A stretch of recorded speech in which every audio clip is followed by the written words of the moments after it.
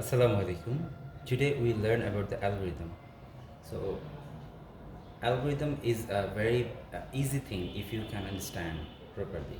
আপনি যদি ভালোভাবে বুঝতে পারেন অ্যালগোরিদম খুবই সহজ একটা বিষয়। এটা simply the thing is an algorithm is a instructions. আমরা বলছি যে অ্যালগোরিদম হচ্ছে একটা নির্দেশনা বা পদ্ধতি। কীরকম পদ্ধতি? আমরা নর্মালি যদি কোনো কাজ করি, আমরা সাপোজ ধরেন আমরা ভাত রান্না করব, সেক্ষেত্রে আমরা চুলা না জ্বালিয়ে তো পাতিল বসালে লাভ নেই। অথবা পাতিলে চাল না নিয়ে শুধু পাতিল বসিয়ে দিলাম, বা পাতিল না বসিয়ে ডিরেক্ট চাল চুলায় বসিয়ে দিলাম, এটা তো সম্ভব না। আমাদেরকে একটা স্টেপে যেতে হয়, একটা স্টেপ বাই স্টেপ। ফার্স্টে চুলা জ্বালাতে হবে, তারপর পাতিলে চাল নিয়ে ধুতে হবে, তারপর পাতিলটা রাখতে হবে চুলার উপরে। তো এই যে স্টেপ বাই স্টেপ ইনস্ট্রাকশনের মাধ্যমে আমরা when we solve a problem or complete a task, ভাত রান্না করা একটা টাস্ক, অথবা আমি একটা ম্যাথের অ্যাডিশন সাবস্ট্রাকশন করছি, এটার একটা স্টেপ আছে, আমরা স্টেপ বাই স্টেপ করি। আমরা ক্লাস 1-এ পড়েছিলাম যে how to start a computer or shut down a computer, তখনও কিন্তু আমরা স্টেপ 1 স্টেপ 2 করে একটা ধাপে ধাপে কাজ করেছি। তো এই যে কাজ করার যে সিকোয়েন্সটা, যেটা আগে করতে হবে সেটা আগে, যেটা পরে করতে সেটা পরে, এই সিকোয়েন্সটাকে বর্ণনা করাটাই হচ্ছে অ্যালগোরিদম। এই এটাই এখানে বলা হয়েছে, an algorithm is a set of step by step instructions to solve a problem or complete a task. এটা পরীক্ষায় তো আর ডেফিনেশন আমি জিজ্ঞেস করবো না, কিন্তু এটা তাদের বোঝার জন্য, জানার জন্য দেওয়া হয়েছে। এবং এটা যদি আপনারা মুখস্থ করাতে পারেন, ভেরি গুড, বিকজ তাদের বড় ক্লাসে যে ডেফিনেশন মাস্ট বি থাকবে। নেক্সট আমরা আসি, এটাও তাদের একটা বেসিক ধারণার জন্য, যে circle the correct answer, that which of this is an example of an algorithm. এগুলোর মধ্যে কোনটা অ্যালগোরিদমের এক্সাম্পল। এখন এটা দেওয়ার মানে হচ্ছে তারা যেন বুঝতে পারে যে অ্যালগোরিদম বলতে আসলে আমরা কি বুঝতে পারছি। একটা স্টোরি বুক, একটা বই, এখানে কোনো ইনস্ট্রাকশন নেই, কোনো প্রবলেম নাই, কোনো সলিউশন দরকার হয় না, কোনো টাস্ক নেই, তাহলে এটা অ্যালগোরিদম না। A recipe for making a sandwich, এখানে আমাদের কিছু কাজ আছে, আমাদের টাস্ক আছে। এই টাস্ক হচ্ছে আমাদের স্যান্ডউইচ বানাতে হবে, এবং সেখানে কিছু স্টেপ আছে। এই স্যান্ডউইচ বানাতে যে আমি স্টেপগুলো ফলো না করলে আমার স্যান্ডউইচ ভালো হবে না, বা হবেই না। তো এটা একটা algorithm. Picture of a tree, এখানে আমাদের কোনো টাস্ক নেই, সেই জন্য এটা অ্যালগোরিদম হবে না। তাহলে এই যে একটা বেসিক ধারণা, আমি আশা করি আপনাদের বুঝাতে পেরেছি যে অ্যালগোরিদমটা খুবই সিম্পল একটা বিষয়, যে আমাদের একটা কাজ করতে যেয়ে যখন আমরা একটা নিয়ম মেনে স্টেপ বাই স্টেপ কাজটা করি, ওই যে স্টেপগুলো লেখা বা স্টেপগুলোকে বর্ণনা করে দেয়, এটাই হচ্ছে অ্যালগোরিদম। Very simple thing. আমরা পরের যাতে যাই, স্টেপ বাই স্টেপ ইনস্ট্রাকশন যেগুলো আছে। Number 2, look at the steps below for brushing your teeth. নিচের স্টেপগুলো দেখো, যেটাতে আপনাদের দাঁত ব্রাশ করার বিষয়ে স্টেপ দেওয়া আছে। Number the steps in a correct order 1, 2, 4। তার মানে কি, এই স্টেপগুলোকে আপনি 1 থেকে 4 পর্যন্ত নাম্বারিং করবেন, যে কোন স্টেপটা আগে হবে, কোন স্টেপটা পরে হবে। এটা ভেরি সিম্পল থিং। আপনার শুধু যে কাজটা করতে হবে, সেন্টেন্সের অর্থ জানতে হবে। কীরকম? এখানে লেখা আছে রিনস ইয়োর মাউথ উইথ ওয়াটার, পানি দিয়ে আপনার মুখ ধুবেন।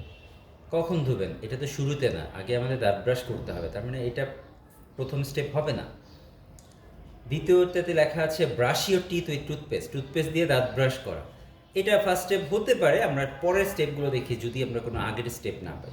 ওয়েট ইউর টুথব্রাশ, টুথব্রাশকে ভেজানো। আমরা অবশ্যই ব্রাশ করার আগে টুথপেস্টকে ভেজায় নিই, টুথব্রাশকে ভিজিয়ে নিই, যেন আমাদের ফেনাটা ভালো হয়। আমরা এটা করি, তাহলে এটা আমার ফার্স্ট স্টেপ হতে পারে, আগেরটা না। এরপরের লাইনটা দেখি, তাহলে আমরা শিওর হয়ে যাবো। স্পিট আউট দ্য টুথপেস্ট, তাহলে টুথপেস্টটা মুখ থেকে থুতু দিয়ে ফেলে দেয়। এটা আমাদের প্রথম স্টেপ হবে না, আমরা তো দাঁতই ব্রাশ করিনি, তাহলে কীভাবে আমরা টুথপেস্ট ফেলবো? তাহলে আমাদের প্রথম কাজ হবে হচ্ছে ওয়েট ইয়োর টুথব্রাশ, আমরা আগে টুথব্রাশটাকে ভেজাবো। তাহলে আমি টুথব্রাশটার ভেজানোটা হবে আমাদের স্টেপ 1। স্টেপ 2-তে যে আমাদের যেটা হবে, ভেজানোর পর আমরা কি করব?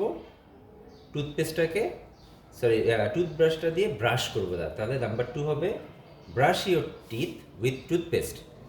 এরপরে যে কাজটা করব, আমার ব্রাশ করা শেষ, এখন আমি কি করব, মুখে যেই টুথপেস্টটা আছে এটা আমি কি থুতু দিয়ে ফেলবো বেসিনে, এটা রেখে তো আর আমি কুলি করব না। তাহলে এটা হবে আমার থার্ড স্টেপ, 3 নাম্বার। তাহলে এখানে আমি 3।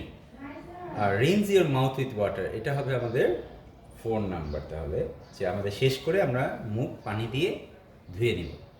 তাহলে এই যে দেখেন, খুবই সিম্পল বিষয়টা, কিন্তু এটা সবাই বুঝতে পারবে, শুধুমাত্র অর্থটাকে তাকে বুঝতে হবে যে এখানে কী লেখা হয়েছে। তাহলে সে বুঝতে পারবে স্টেপ কোনটা আগে হবে কোনটা পরে হবে। সেম জিনিসটা এখানে কোয়েশ্চেন 3-তে হচ্ছে, শুধু পার্থক্য আগে নাম্বার লিখেছে, এখন সেই পুরো লাইনটাকে সে নিচে লিখে দেবে। কীরকম, এটা হচ্ছে the steps below are out of order. এই নিচের যে স্টেপগুলো আছে এটা উল্টো পুল্টা করে দেওয়া আছে, যেই জন্য বলা হয়েছে out of order. Rewrite them in the correct order to make a peanut butter sandwich.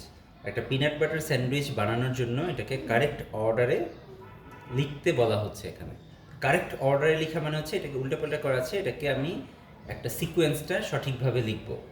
কিভাবে লিখব, এখানে বলা আছে হচ্ছে এটা হচ্ছে আমাদের কিসের উপর, স্যান্ডউইচ বানানোর যেই কাজটা, টাস্ক, এই টাস্কটাকে আমাদের স্টেপ বাই স্টেপ লিখতে হবে। তো প্রথম হচ্ছে spread peanut butter on the bread.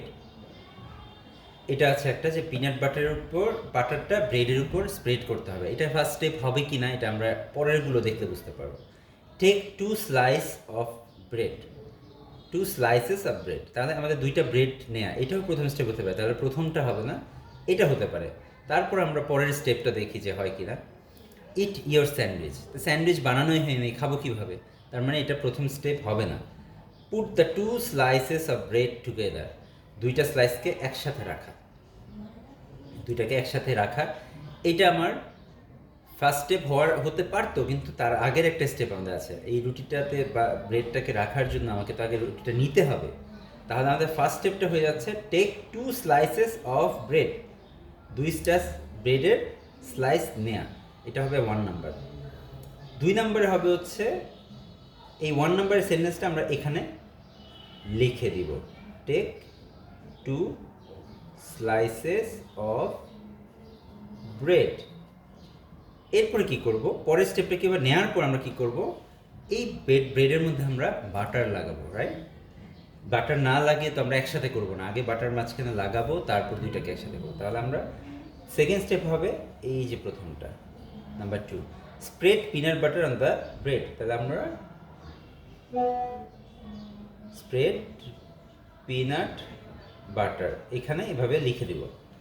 ঠিক এভাবে নাম্বার 3 কি হবে, আমরা ব্রেড লাগানো শেষ হলো, এখন আমরা এই ব্রেড 2টাকে একসাথে করব সেখানে। তাহলে আমরা এই যে এটা হবে 3 নাম্বার। 4 নাম্বারটা put the 2 slices of bread together, এই লাইনটা হবে আমার 3 নাম্বারে। তাহলে আমরা শেষ, আমাদের স্যান্ডউইচ বানানো শেষ, এখন আমরা খেয়ে ফেলবো, ইট ইয়োর স্যান্ডউইচ, এটা হবে 4 নাম্বার। এখানে আমরা শূন্যস্থানে, that means fill in the ব্ল্যাঙ্কসে আমরা 1 নাম্বারে কত হবে, 2 নাম্বারে কোন সেন্টেন্স হবে এটা লিখে দিব দেখে দেখে। অর্থাৎ ভয় পাওয়ারও কিছু নেই, মুখস্থ করার কিছু নেই, এখানে দেখে দেখে জাস্ট তুলে দেওয়া। কোয়েশ্চেন নাম্বার 4-এ আছে হচ্ছে ক্রিয়েট ইউর ওন অ্যালগরিদম। এখানে একটু আপনাদের নিজের মতো করে, নিজের ইমাজিনেশন চিন্তা করে আপনারা আপনাদের মতো করে নিজের ইচ্ছে মতো করতে পারেন। এখানে এমন না যে কোনো কিছু নির্দিষ্ট লিখতে হবে বা কিছু। তো এখানে দেওয়া হচ্ছে যে right step by step instruction for tying your shoelace, জুতার ফিতা বাঁধার যে স্টেপগুলো এটা আপনাদেরকে এখানে লিখতে বলা হয়েছে। 1 নম্বর স্টেপ, ফার্স্ট আমরা কি করব, take the shoes and shoelaces. আমি ক্লাসে এটা লিখে দিয়েছি ওদেরকে, আপনারা এটা দেখে নেবেন একটু কষ্ট করে। Take the shoes and shoelaces, আমরা প্রথমে কী করবো, জুতা নিব এবং জুতার ফিতাগুলো নিব।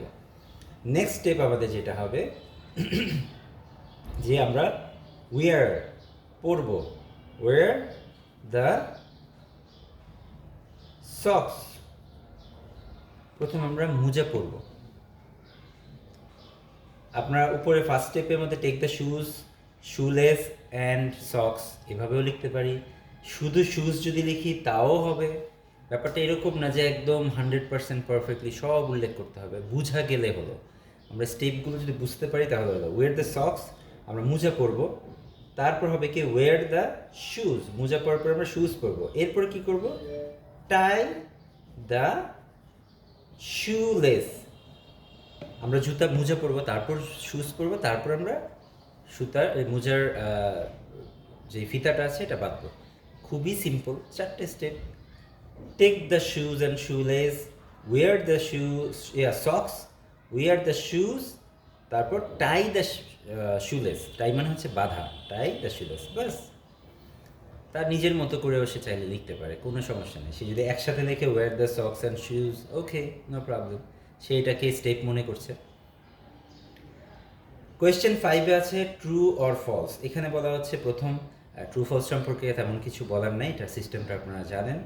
An algorithm is A random set of steps.